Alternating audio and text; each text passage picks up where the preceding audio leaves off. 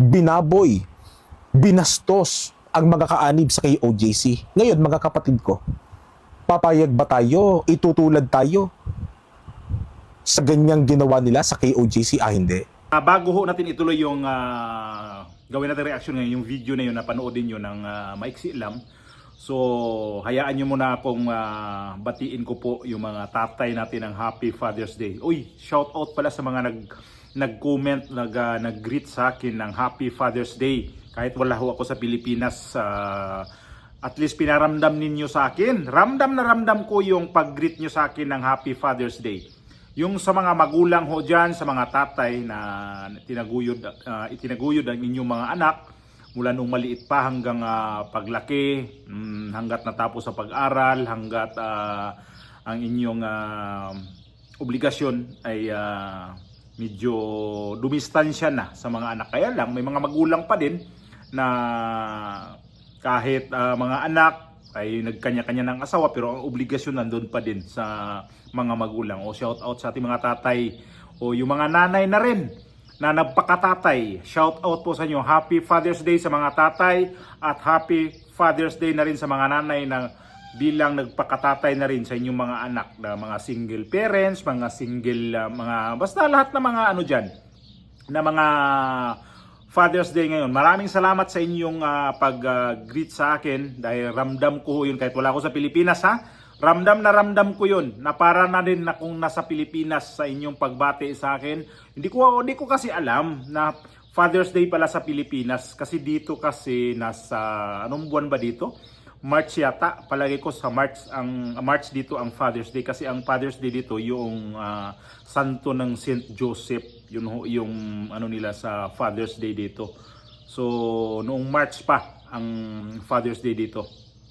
Tama ba? Di ko sure. Basta nagkaroon din ng Father's Day dito pero hindi ganun ka hindi ganun ka init ang pag-greet dito. Wala lang Father's Day daw ha. Wala hindi kagaya pa sa atin. Sa inyong mga subscriber ko po na nag-greet sa akin na kayo ho talaga ang sabi ko na hindi talaga kayo nawawala sa mga comment. Marami pong salamat talaga sa inyo dahil talagang sinusundan ninyo ako, talagang sinusuportaan ninyo ako. Marami pong salamat sa inyo sa mga baguhan ko pong mga subscriber po dito. Salamat sa inyong suporta. Sa mga datihan na po ay lalong-lalo na sa inyong mga datihan. Dahil noon pa man, ilang taon na tayo dito nagsama. Marami pong salamat sa inyo talaga. Sa mga silent ho dyan na nanonood lang sa ating mga video. Marami pong salamat sa inyong suporta at pagtitiwala sa ating YouTube channel. Shout out na rin ako sa aking lugar diha sa Pilipinas, sa San Carlos, Pilar, Bohol. Magandang araw po sa inyong lahat dyan. Magandang umaga sa mga Father's Day din, sa mga kapatid ko, sa mga bayaw ko, sa mga ano dyan. Basta lahat. Sa mga kapwa ko Bulanon nga nag-migrate na sa iba't ibang mga lugar ha. Shout out po sa inyo. Luzon, Visayas at Mindanao, kung saan man ang mga Bulanon diha. Alam ko na sa Luzon, Visayas at Mindanao na daghan ka mga Bulanon diha. Pati na rin dito sa ibang bansa. Kapwa ko OFW, marami pong salamat sa inyo. Mga Bulanon na mga OFW. Thank you sa inyong suporta at pagtiwala sa itong araw, itong linggo. Sana maayos po ang inyong natapos ang linggong ito. No? Yung araw na linggo. So panibagong araw na naman umpisa bukas, panibagong umpisa sa linggong darating na ito. So sana po maayos po ang ating mga pakiramdam, lahat na. Okay? Ito na. Bigyan ng reaction itong Iglesia ni Cristo. Ito membro ng Iglesia ni Cristo to. No? Sabi ko, ang Iglesia ni Cristo ayaw pumayag na kasi nga ayaw nila matulad ng ginawa ng gobyernong ito sa administrasyon ito nung ginawa nila sa KOJC. Itong tao na to, miyembro ho to ng INC, pero galit na at may babala sa gobyernong ito. Wag nyo talagang gagawin yan kasi handa daw silang mamatay kung kinakailangan. Dahil binabastos ninyo ang KOJC, sinalaula ninyo ang KOJC noon na kesyo nandoon si Pastor Apollo Kibuloy nagtago sa ilalim kaya nagbutas kayo. Pero wag na wag ninyong gawin sa Iglesia ni Cristo. May babala ang Iglesia ni Cristo at pumalag na dito ang Iglesia ni Cristo. Kasi once na magsalita itong kanilang miyembro, automatic, mayroon tong pahintulot sa kanilang mga nakakataas. Alam ko ang Iglesia ni Cristo. Hindi ho ito katulad ng mga Katoliko na kanya-kanya. Kaya itong mga Katoliko, kapag may mga pare dyan ng mga bastos, pare dyan ng mga gumagamit ng mga bawal na gamot, hindi itiniwalag, di kagaya sa Iglesia ni Cristo, kakahiya kayo, tiwalag ko kayo. Ipasok ko yung video, panoorin natin. Kahapon habang ako'y nagsuscroll, abay sunod-sunod yung mga nababasa po namin na ang administrasyon daw po na ito ay pinagtatangkaang ang Iglesia ni Cristo ay igaya sa KOJC. Mga kababayan, alam na alam nyo po kung paanong sinalaula ng administrasyon na ito ang KOJC. Sa layuning halughugin, hanapin, at upang maaresto si Kibuloy, pinasok ng mga otoridad ang mga ari-arian ng KOJC. Sukdulan na pati yung gusaling sambahan na kinikilala ng mga kaanib sa KOJC na sagrado para sa kanila, abay binaboy, sinalaula.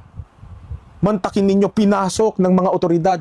Kundi kami nagkakamali, nagbutas pa sa sahig. Sa paniniwala ng mga otoridad na nagtatago daw underground si Kibuloy. Talagang winalang galang, winalang respeto ng mga otoridad sa atas ng administrasyon na ito na mahuli lamang si Kibuloy. At yun ang naging bunga. Binaboy, binastos ang mga kaanib sa KOJC. Ngayon mga kapatid ko, papayag ba tayo, itutulad tayo sa ganyang ginawa nila sa KOJC? Hindi. Ako na nagsasabi mga kababayan, hinding-hindi sila uubra. Yun nga lang kalat na may makita kami sa gusaling sambahan. Talagang gagawin naming basurahan yung aming mga bulsa para yung kalat na makikita namin, kahit gaano pa katiting yan, kahit balat lang ng candy halimbawa yan, pupulutin namin yun. Ilalagay namin sa bulsa yun. Para lamang mapanatiling malinis, maayos ang gusaling sambahan. Yun pa kayang babuyin? Yun pa kayang salaulain? Butas-butasan? Galawin, sirain? Aba, hindi kami papayag. Hindi para magpaapi. Sukdulan ng mamatay kung kinakailangan. Mangyari na mangyari, hindi kami papayag. Ano ang bilin ni Kuya Jen at ni Kuya Nelson sa atin? Ito na po. Lang tayo magtapos, inulan ako ng napakaraming text message ngayon. Nakatutok sila sa atin. Ang sabi nung isa, nasa tao ang gawa, nasa Diyos ang awa. Kung ano man po yung gagawin natin, siguro. Tignan natin, ano ha? Magantabay tayo sa mga magiging kaganapan. Monitor lang po kayo. Monitor. Kasi baka biglang mag-live dito, hindi Nako. natin alam, ha? Sino kaya? Wag lang kayo magpatay ng TV. Ayun, oo. Kasi baka nakita nyo, may special coverage pala. Oo. Ayan. Diba? Tayo, alam niyo naman tayo, lagi lang tayo naka-standby. Ano man po mga magiging Nakaantabay kaganapan, kami po ay magbabalita sa inyo. Yes. Ayan. Standby lang, antabay lang mga kababayan. Manatiling listo. Tayo ay mag-aantay lamang sa hudyat sa atin. Alam ko marami na ang nag-aabang. Talagang lahat tayo naghihintay na ng pasya. Tayo ay susunod at patuloy na magpapasakop. Anuman ang ipasya sa atin. Yun ay para sa ikabubuti ng Iglesia ni Cristo. Warning pa lang yun.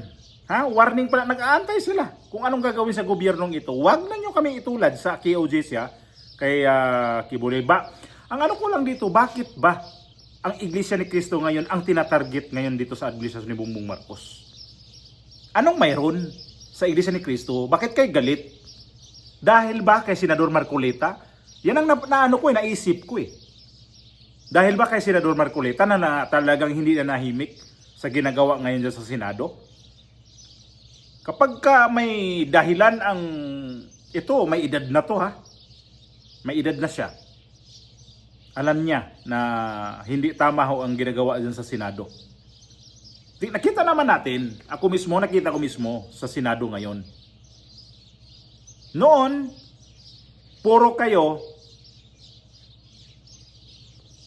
sa mga kasamahan ninyo, gaya kay Joel Villanueva, dito kaya Erwin Tulfo. Grabe to. Kapag dati nasa radyo pa ito dati sa TV, grabe bumanat sa mga opisyal na mga kurap daw, grabe sa mga opisyal sa gobyerno. Binanatan niya noon si Trillanes, binanatan niya noon si itong si Risa Hontiveros, pero saan siya ngayon? Magkasama na. Parehas para sila ng mga balahibo nitong mga to. Itong si Erwin Tulfo, pati na to si Raffy Tulfo. Mga bastos pala talaga kayo. At itong Iglesia ni Cristo, wag nyo talaga tong galawin na ginawa ninyo sa itong KOJC. Ayaw nilang matulad sa KOJC. Nakita natin ang kanilang diyan sa yung simbahan, yung nila, yung main na diyan, yung parang katedral. Subukan ninyong pasukin 'yan. Kasi lalaban na ang Iglesia ni Cristo. Bakit kayo sobrang personal na ang inyong ganti dito sa Iglesia ni Cristo?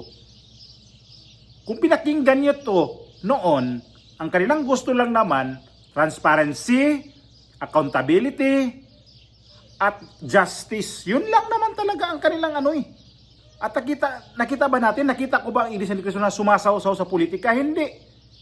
Na kung sino yung dyan, ng mga miyembro nila. Isa lang yung miyembro dito na nasa Senado ngayon, na itong si Senador Marcoleta. Kaya siguro galit itong gobyerno na to, pilit patatahimikin itong si Senador Marcoleta dahil dito sa ginawa niyang lumalaban talaga dito sa mga kapwa niya senador na mga baluktot ang utak. Ako, para sa akin, pangbabastos pangbababoy na naman itong gagawin nila sa Iglesia. So gagaya ng ginawa na, ako di ko nagustuhan yun yung ginawa na sa kay Kibuloy. Hindi ko nagustuhan yun. Ulitin na naman yung ngayon dito sa Iglesia ni Cristo. Bakit pag ayaw sa itong gobyerno na to, itong administrasyon ni Bongbong Marcos, kapag ayaw, bakit hinaharas ninyo? Ganun na ba talaga kayo? Yung mga taong nagkukomentaryo dito sa mga tao dyan nasa gobyerno ngayon, hinaharas, ayan, kakasuhan, huhulihin. Parang matindi pa to sa ginawa.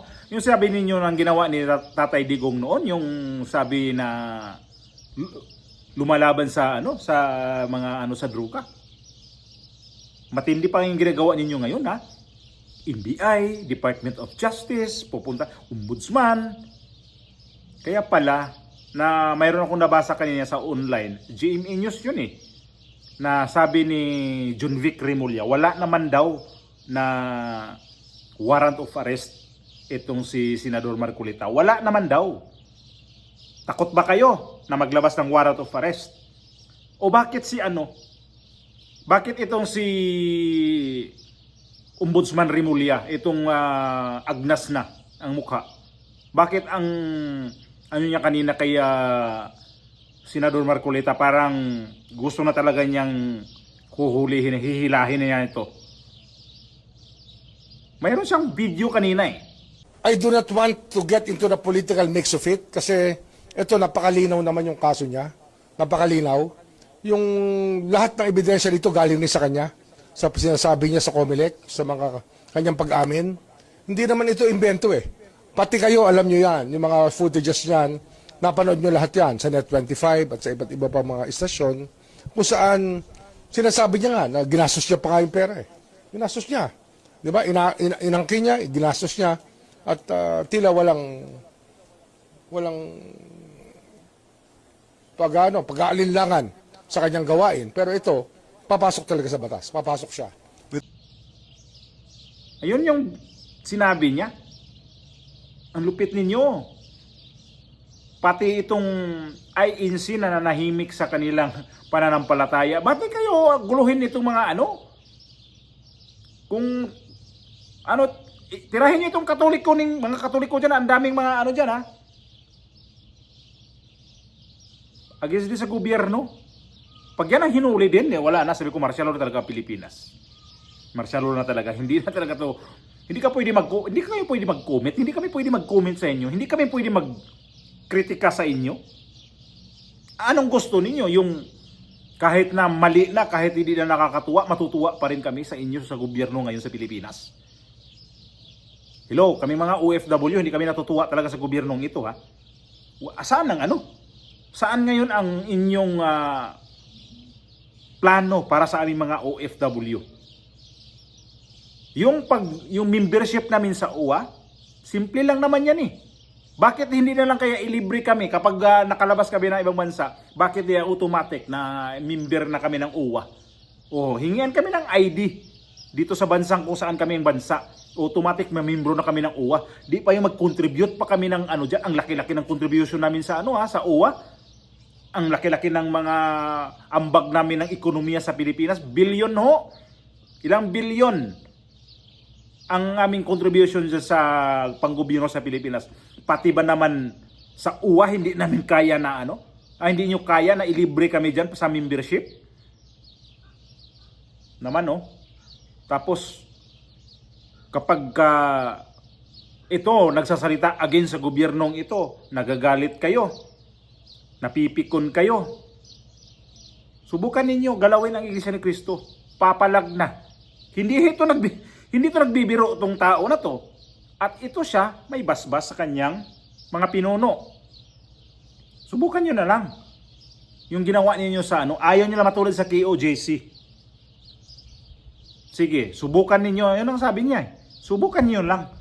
Nagbabantay kami. Inantabayanan namin to kung ano talaga ang gagawin niyo sa amin. Kasi nga, kahit ako, sabi ko, di ako nag-react nun eh. May mga post dyan sa against sa Iglesia against sa mga Iglesia ni Cristo. Di ko alam kung totoo ho yan. Yan mga yan. Hindi ko alam kung mismo ba galing ho talaga sa kanilang mga pinuno ho. Yan mga salita na yan. Pero bakit kumakalat to sa social media na itong gobyerno na to handang atakihin itong Iglesia ni Cristo? Handang handang para kayong gigirahin niya tong Iglesia ni Cristo? Ganun ba to? Oh. Si John Vic Remulla kanina kaninang umaga yata nabasa ko. Sabi ko patay. Ano to? Dinidinay ninyo. Subukan nyo lang hulihin si Marcolita at sigurado dito bibigwasan kayo ng mga taga-Iglesia ni Cristo. Subukan nyo na lang. Hindi kayo na nahiya sa edad ni Senador Marcolita, kahalos mabata lang ng konti ni Tatay Digong, ayan na naman, gigipitin nyo na naman. Ginigipit nyo na nga mga Duterte, ginigipit nyo na nga itong si Jinggoy Estrada, ginigipit nyo si Senador Marcolita. Sino pang gigipitin nyo sa sunod? Yung mga may kaso na. Yung sabi kakasuhan na itong si Chis Escudero at saka itong si Joel Villanueva. Saan ang kaso ngayon? Subukan nyo. Patusin ninyo yung GIL na yan kasi ang GIL. Kailan lang man yan sumanib dito sa mga grupo na tong mga kawatan, mga hudas. Ngayon, baka nagkakamali kayo na titirahin ninyo tong Iglesia ni Cristo, itong building ng Iglesia ni Cristo. Kapag yan ang inyong pakialaman, sigurado lalabas ang miyembro ng Iglesia ni Cristo sa kalsada at susugurin ang Malacanang. Yan ang nakikita ko dyan. Ako di ako nagsabi na magtawag kayo, mag-edge sa revolution kayo. Subukan ninyo. Kapag itong Iglesia ni Cristo ang inyong pakialaman talaga, susugurin ninyo. Di ba magkaroon talaga ng pagbabago dyan sa Pilipinas ngayon. Kung gustong umabot ang inyong presidente dyan ng 2028, manahimik siya. Huwag niyang pakialaman itong Iglesia ni Cristo. Kasi ang Iglesia ni Cristo ngayon, mismo na, administrasyon na ang sinasabi, hindi pang gobyerno. Administrasyon ni Bongbong Marcos, ibig sabihin, itong Iglesia ni Cristo ngayon, hindi na nagustuhan, sinusuka na, dinudura na itong administrasyon ni Bongbong Marcos. Kung nakakainis ng gobyerno na to ngayon, subukan nyo na lang talaga para makita ninyo ang inyong hinahanap. Kasi yung nagsasalita nitong mga nakikita ko dyan sa mga sa mga nagpo-post dyan, Mga INC ho, sila kasi iba sila magsalita, nandun yung ano, yung pananampalataya, yung mga ganun. Kasi yan ang ano na binibigkas madalas eh. Siguro ito mga ano to, mga INC ho ito. Kaya bukas Lunes, tingnan ko nga to kung ano ang gagawin niyo kay Senador Marcoleta sa kahabaan nitong simana na to, kung ano talaga ang inyong plano dito sa senador na to, na sino bang talagang mananahimik na itong ginagawa ng gobyernong ito ngayon. Grabing mga baluktot naman talaga eh. Wala nga ako dyan sa Pilipinas, pero nakikita ko naman talaga na hindi maganda. Wala ako. Nakikita ko lang sa mga ano sa mga balita. Kung ganun na ba talaga? Tapos, kung baluktot ang presidente, yung nagtatanggol sa kanya, mga baluktot din. Kahit na mali-mali na yung presidente, ang nagtatanggol sa kanya, mali-mali na rin. Naman Huwag niyo naman kasi itong anuhin, huwag naman kasi ito ninyong anuhin pa na magulo pa lalo. Tapos sabihin niyo mga DDS magugulo. Kayo ang magugulo kasi hindi kayo mapagsabihan, hindi kayo mapuna. Ayaw niyo mapuna.